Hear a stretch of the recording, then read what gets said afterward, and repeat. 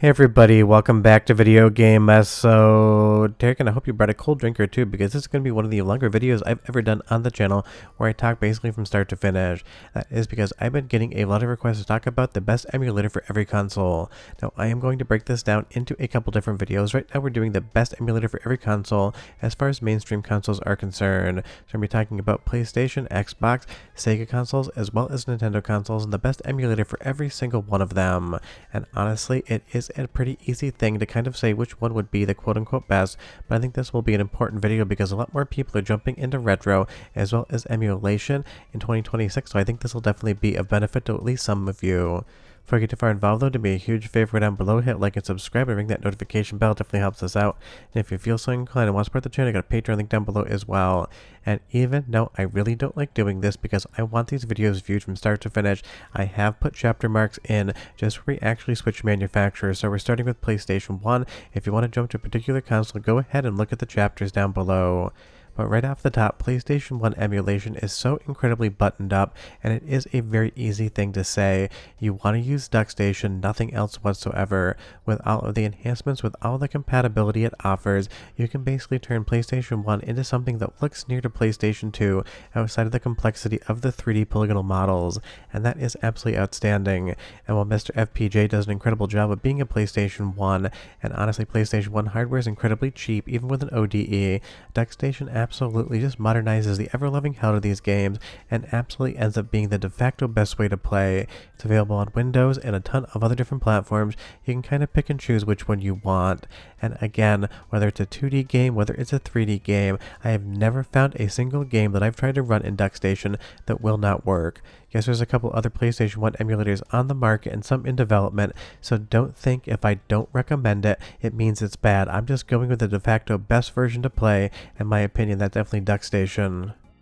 Now moving over to the PlayStation 2 side of things, you're going to see a trend in this video. One, it's incredibly easy to recommend the best version of a PlayStation console emulator, and two, with enhancements, you can take something like PlayStation 2 and make it look like early gen PlayStation 3, kind of that launch window stuff.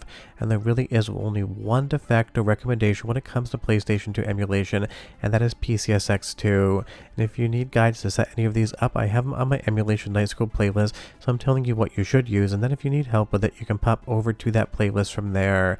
But honestly, PCSX2, just like DuckStation, I never really hit a game that will not run. I'm sure there are still a couple that have some issues, but for the most part, anything you want to sit down and play on PCSX2 is absolutely going to work incredibly well. And with all of the different quality of life improvements and visual enhancements, you can make PlayStation 2 look so good on an actual flat panel TV where I don't think it looks all that incredible even with scalers.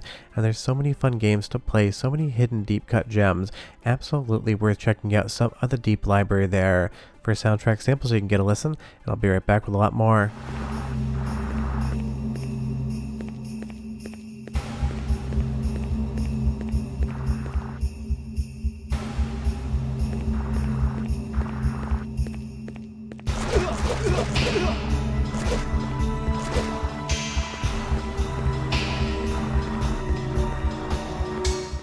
I mean, honestly, there's just so much to love about the PlayStation 2 library and so many new games to discover with PCSX2 or play for the first time again with all these enhancements turned on. And if I remember, and I promise you I will leave a list of games in the description below in the order in which you're seeing them. That way you can kind of track them down. Some should be absolutely obvious like Virtual Fighter here, other ones like Maximo, maybe not something that everybody has played.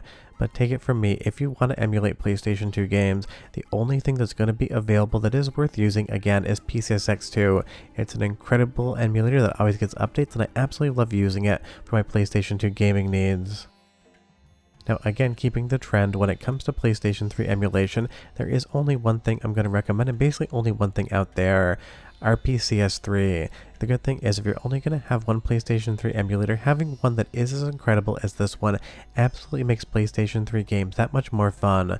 Because PlayStation 3 was the first of the HD generation for Sony, and even though it still looks incredible on a TV, in something like RPCS3 you can actually get enhancements and make the games look even better than they've looked on PlayStation 3 hardware, and in some instances get a better frame rate as well. It can be slightly intensive as far as the overall capability capabilities of your system are concerned, but if you have a decent gaming PC, something like a low to mid tier one, you're going to get at least the same performance out of PlayStation emulation as you would out of PlayStation 3 hardware. In a lot of instances, you can even push beyond it. And again, that is incredible, and it's one of those things, there's so many weird, strange experiences on PlayStation 3, maybe the last of the quote-unquote experimental consoles that ever existed before modern gaming maybe kind of made everything feel a little bit like a paint by numbers or copy and paste experience. And don't get me wrong, I still play modern games, there is fun to be had out there, but recently every single game kind of feels like it's trying to ape off the success of a different game that already existed. So again, as far as PlayStation 3 emulation is concerned, RPCS3 is absolutely amazing, and RPCS3 is absolutely on a hot streak in 2026. There's so many new improvements, so many new updates. They just basically, like every 48 hours, have a new build of this emulator that makes it even better than the last one. And even if PlayStation 3 emulation isn't a complete thing, as far as it's not going to run 100% of the library of PlayStation 3 games 100% perfectly, it is definitely on its way there. It is climbing the tower to get to that 100% mark. But in the meantime, definitely check RPCS3 out. I just recommend going over the wiki and looking up the game you want to play before you sit down and get invested, because they will tell you there if it runs, if it's completable, or maybe you want to wait a little bit. But trust me, PlayStation 3, so much fun, and honestly, in my opinion, the best console Sony ever made. I get that it wasn't the most successful, and from an architectural standpoint, it was a mess, but as far as the library is concerned, there's so much to love here, and I absolutely love playing it on RPCS3. Now moving over to PlayStation 4 emulation, I almost cut this sequence just because Shad PS4 does an incredible job for being very early in development, but it's not something that you're going to sit down and play a full game on. Yes, you can get from start to finish on some select games, but for the most part, this thing is still in the early days. Now, I'm sure by the time 2030 rolls around, you'll probably be playing a bunch of games on Shad PS4 from start to finish, looking every bit as good or maybe even better than real PlayStation 4 hardware. We just aren't there yet at this point in time, but that isn't a knock on the emulation development. It's just the fact that these things definitely take a long time, and honestly, it's not like PlayStation 4 has been gone from the retail environment all that long. PlayStation 5 definitely feels old at this point in time, but honestly, it really isn't all that old if you really think about how much time has gone by. But there is a lot of fun on PlayStation 4, and obviously the consoles are definitely not that expensive to pick up. But don't forget, this emulation is also preservation for the future, because in 20-25 years, PlayStation 4s aren't going to be as plentiful, and it definitely is going to be one of those things, the hardware breaks down. Because think of it this way, no one ever thought something like a Super Nintendo would be rare or expensive, and even though it isn't rare, the value is definitely held up, and those systems now are incredibly old, so most people do turn to emulation. Let's do the second soundtrack sample so you can hear the quality of sound emulation in Shad PS4, and I'll be right back. We'll move into the Sega category, maybe my favorite out of the entire video.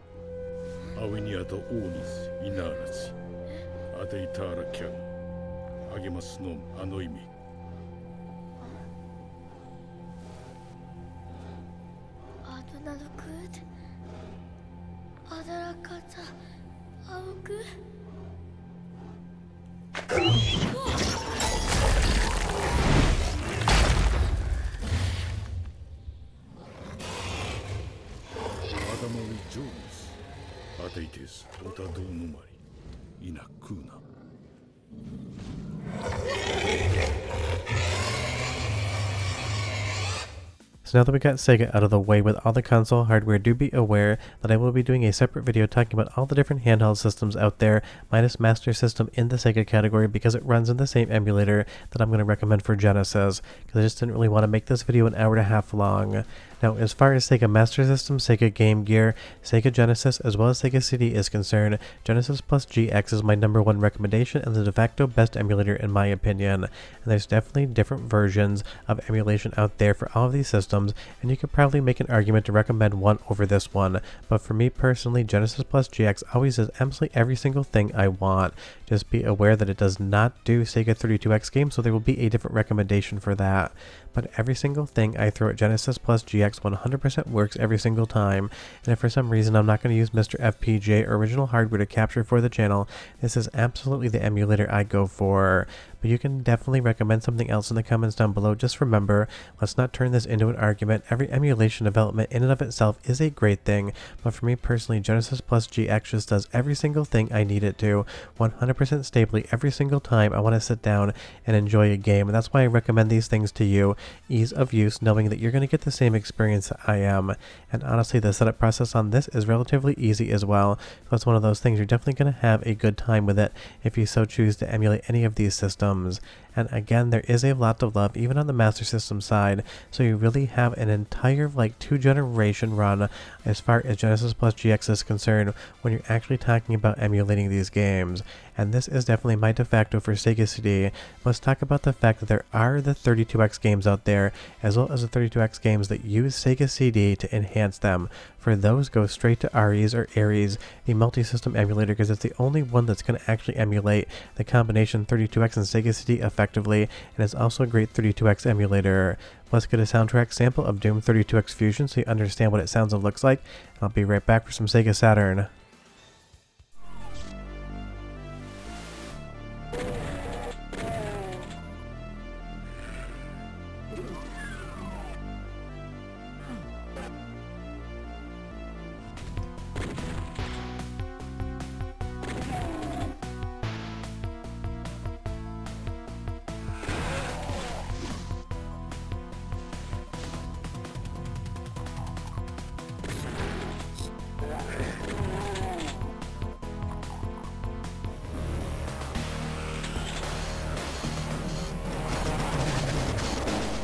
So yeah, definitely use Ares if you want to do 32X and Sega CD and 32X emulation in conjunction. And just so you know, I left a link to all the emulators down below. Now moving over to Sega Saturn, this was one that I actually had to think about for a bit, but I am switching my recommendation over. In the past, I would have said go to Medefend with a graphical user interface because it has absolutely exceptional Sega Saturn emulation. That is definitely still true, and you can definitely still use Medefend, but for me, Amir is absolutely taking the top spot as far as what I'm going to use if I'm going to emulate Sega Saturn. It has a graphical user interface by default, it has great compatibility, and soon it's going to have enhancements for the Sega Saturn graphics as well. So that's definitely what I'm going to switch my de facto recommendation to. It's going to be Amir, and you can definitely debate that in the comments down below. I always invite that friendly, casual conversation as to what is best, but honestly, the amount of progress Amir has seen since it first started development is staggering, and now I haven't found a single game I've tried to emulate in it that just hasn't worked the first time I tried it. And that definitely is amazing because the Sega Saturn has a ton of fun as far as the library is concerned, so being able to easily play each and every game is going to be super important. And right now, Amir just recently updated. You probably saw the update video before you actually saw this one because I'm not sure when I'm going to run it, and it is absolutely an exceptional emulator. Now don't get me wrong, Medefend still does an incredible job, and I think it does every bit as good as Amir does, but I find that a lot of people actually have issues when they try to sit down and get Medefend set up, because by default it is a command line interface emulator, and while there are graphical user interfaces out there, people find it troublesome to actually find it to download and get set up correctly, where Amir basically is like a 3-click setup, and then you can just start playing games, configure controllers, and doing everything else much easier. And that really is the important thing about emulation, reducing the barrier of entry down so that even the most casual retro gaming fans can sit down and be successful at it. Because emulation is preservation, and I want anyone just to be able to enjoy whatever game they want as easily as they can. So if you do need those tutorials, again, check the Emulation Night School playlist so you can be taught how to use each and every emulator I'm talking about here. And moving over to the Dreamcast side of things, I'm making an exception here because I'm also going to recommend an emulator for Naomi and Naomi 2. And this is not going to involve any other arcade emulation in this video, even though there are emulators out there that can kind of run some PlayStation 3 and even PlayStation 2 games. But Naomi and Naomi 2 are so synonymous with Dreamcast, I have to include them all in the same recommendation, but that again is incredibly easy. Now don't get me wrong, Demule did a good job back in the day, and it still is effective, and Redream can also do a decent job of things, but for my money, I absolutely have to use Fly Castle, and I am emulating anything Dreamcast, Naomi, or Naomi 2. It has absolutely insane compatibility, a ton of enhancements, the ability to bring in custom texture packs, which I've either already talked about in a video that I have scheduled or will be showing you soon, and it just easily runs every single thing Dreamcast, Naomi, and Naomi 2, so long as you have decently powerful hardware. And that's again what I want out of these recommendations, for you to just be able to sit down and enjoy some games. And Dreamcast honestly looks incredible with enhancements in emulation.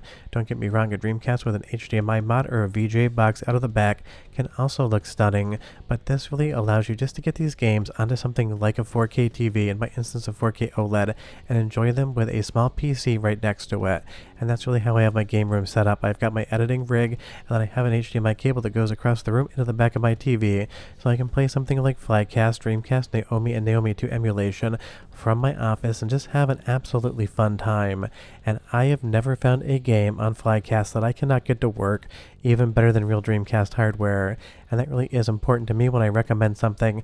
I want to know that if you sit down and start to play around with it, you're going to have the same experience. So for Dreamcast, Naomi, and Naomi 2, don't go any further than Flycast, and please don't get upset with me in the comments that I didn't recommend Redream. I think it is a great emulator, but for me, Flycast just does everything slightly better, and this really is just me telling you what I think you should use. So right now, if you're using Redream and you don't need any of the features that Flycast offers, then there isn't really any reason to change. If you are happy, I am happy for you. But it really is one of those things. Sometimes people get upset when I recommend one thing over the other. I'm sure that's still going to happen, but honestly, any emulator that can perfectly run Maison Flash the Blade on Naomi, 10 out of 10 in my opinion. But sadly, we're out of Sega hardware and we need to move on to another manufacturer. Now let's move over to Nintendo, because obviously they have an entire run of hardware from the NES all the way up to the Switch 2. And even though Switch 2 isn't going to be part of this video because clearly there is no Switch 2 emulation out there, well, I feel like maybe in 18 to 24 months you will see it pop up. There is another lineage out here that we can absolutely talk about, and that's everything before Switch 2. And as far as NES and the Famicom Disk System is concerned, Messen is my go-to. It works every single time I want to play anything on NES, Famicom, or Famicom Disk System, and there are some good exclusive Famicom Disk System games out there, as well as some Famicom versions of some NES classics that have better sound hardware that was only released in Japan that never actually made its way over to North America.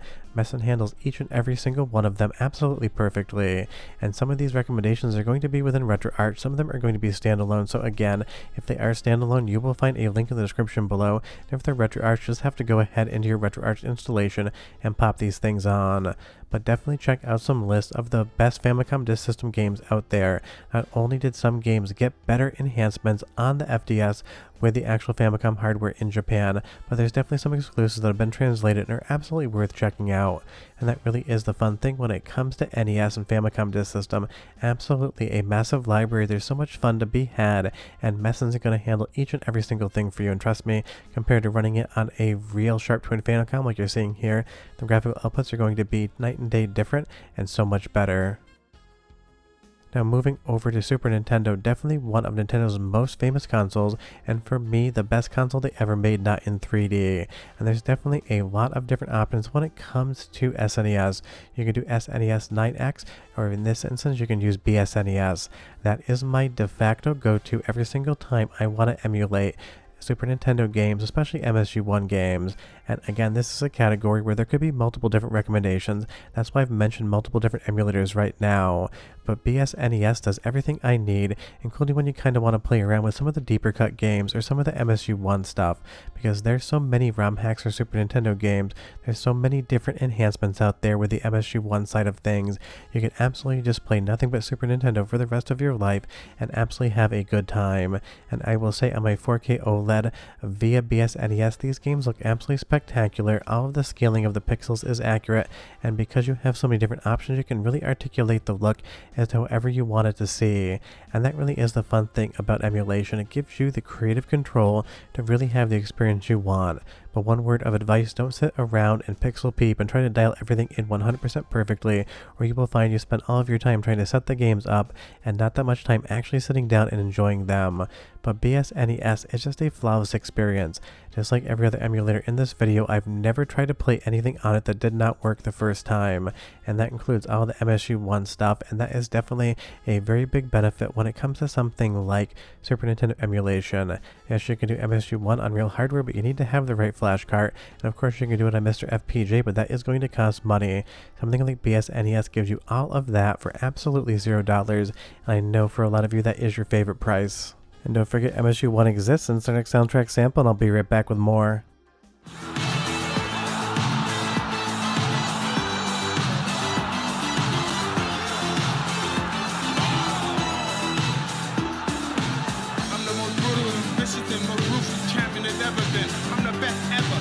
never been anybody closer. I'm Sonny Liston, I'm Jack Dempsey. There's no one like me. I'm from Nairclaw. There's no one that can match me. My style is impetuous. My defense is impregnable. And I'm just ferocious. I want your heart. I want to eat your children. Praise be to Allah.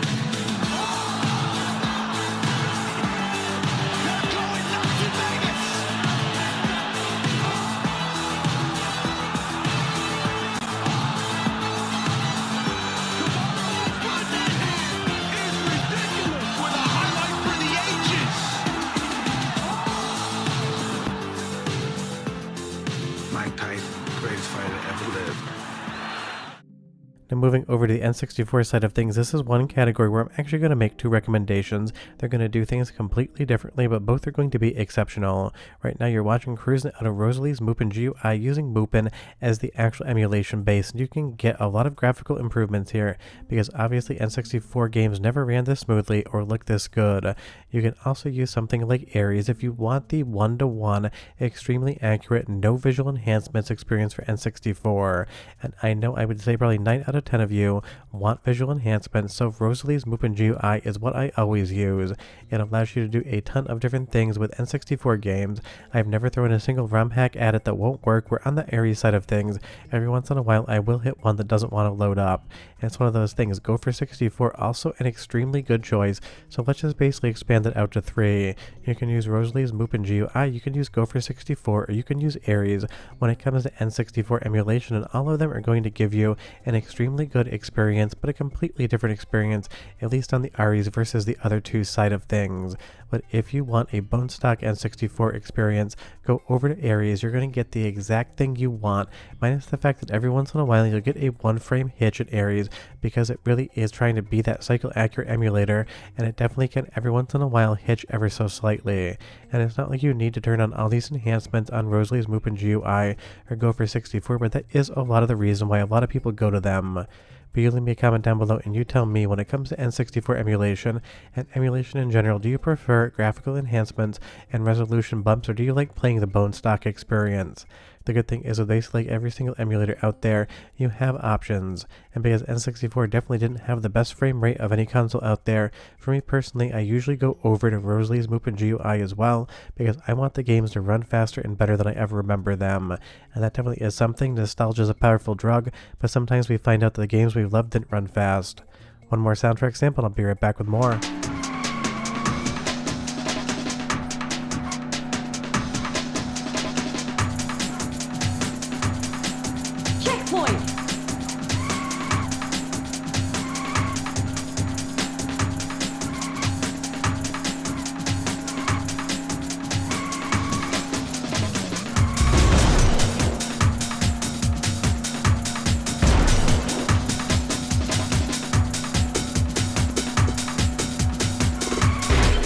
Now I have to put one asterisk on N64 emulation recommendations. That's because the N64 DD does exist, and that's what you're watching here. Right now we're playing F-Zero X, and that is going to be on N64, so you can do that on Ares, you can do it on Mupen 64, Rosalie's Mupen GUI, everything perfectly works.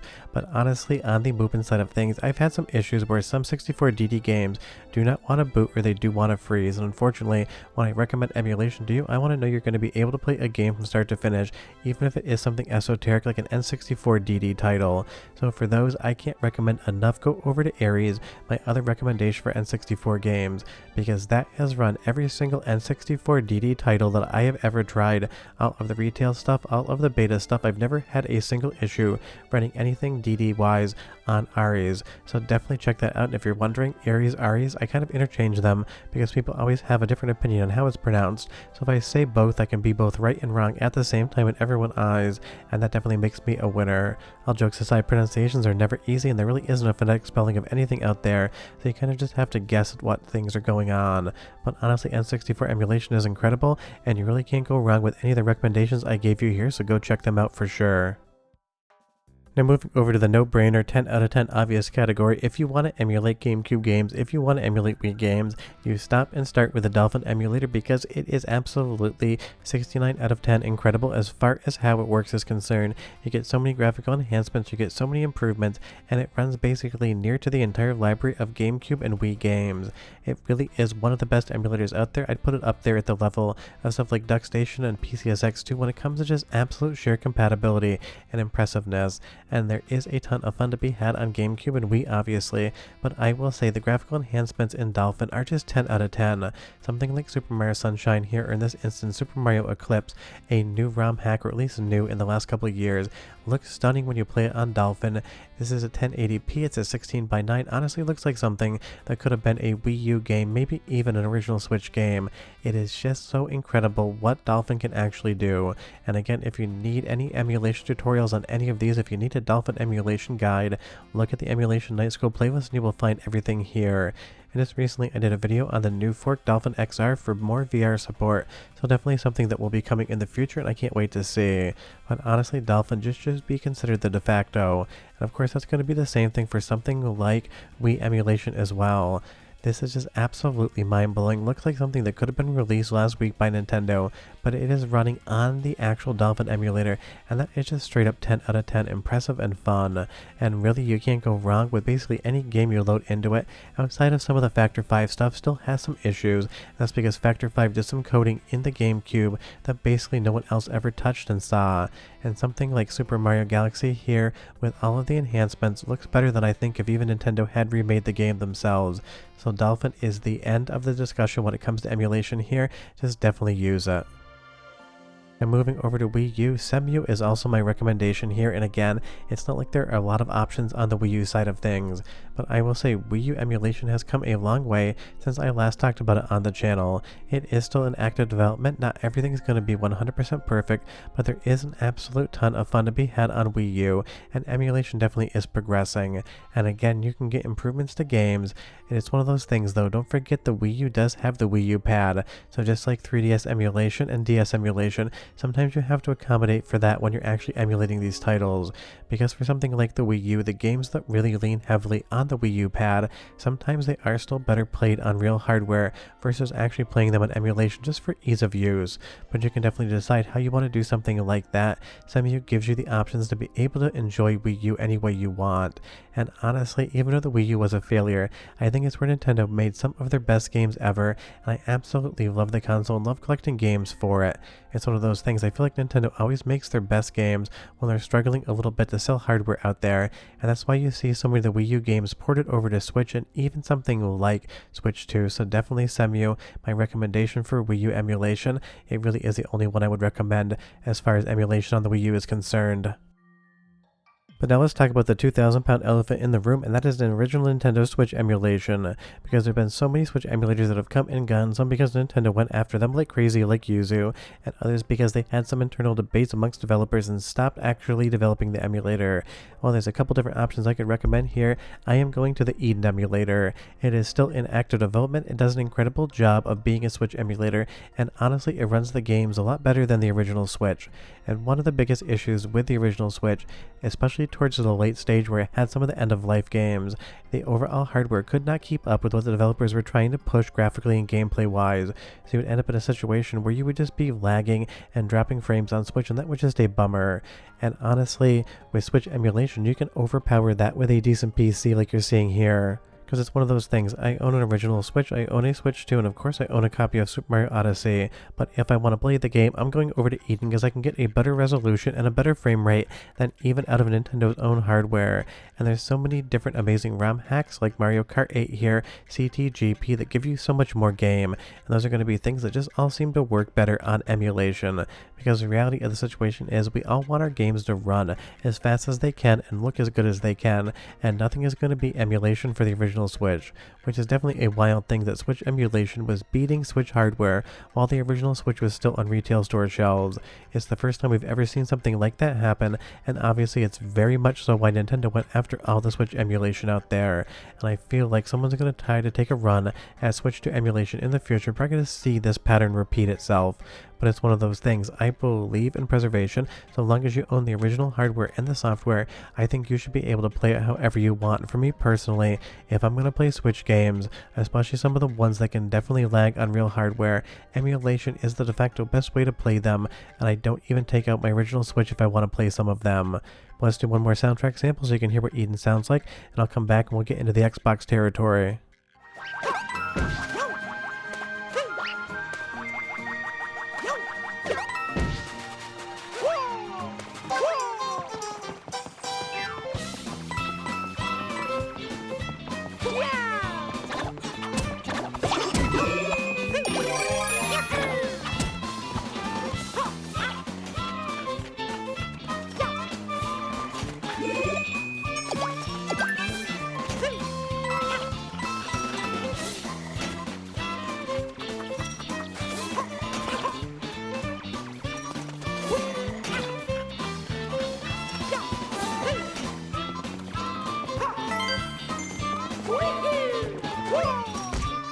Now moving over to the original Xbox and Xbox 360, I will say as far as emulation is concerned, Xbox console seems to slightly lag behind every other manufacturer out there, and honestly I'm not sure why. It's not a knock against the emulation, but as far as original Xbox emulation is concerned, you really only have one option, and that is Zemu. Technically it's spelled XEMU, but I've always called it Zemu, and that's what I'm going to continue to do. Some people agree with it, some people say it's not said that way, but it's one of those things. We'll never agree on everything, so we'll just have to agree to disagree. So as far as actual original Xbox emulation is concerned, Zemu is the stop and start of where it all happens, and I will say you're definitely going to be hit or miss here. Some games work perfectly, you'll get better graphics, you'll get better frame rates, and other games definitely have some bugs and glitches or are not playable. If you want to play the entirety of the Xbox library, you should just get yourself an Xbox and mod it, outside of the fact that you're not going to get all of the internal running resolution bumps and better frame rates. If you want to play Xbox games the best way possible as far as the visuals are concerned, just check to see if something like Zemu is actually going to run them before you sit down and play it. And because every other console has gotten a soundtrack sample, we're going to do an original Xbox one as well, just because Jet Set Radio Future has incredible audio. And I'll be right back with the 360. Pressed by the Rokkaku Group, a mega enterprise headed by Rokkaku Goji. Rokkaku is using his money and influence to mess with everything, industry, society, and even our culture. And he's even got his eyes set on City Hall. Lately, Rokkaku's been shaking down the government, passing that Rokkaku law crap, even buying off the police department. This law ain't nothing but garbage. It's just some selfish little punk's way of trying to show he's a big man. Rokkaku and his gang are trying to stomp out our culture left and right. They don't give a rip about our rights. All they care about is profit. And some spineless fools have already become flunkies in their diabolical scheme. You better believe they're listening on this broadcast.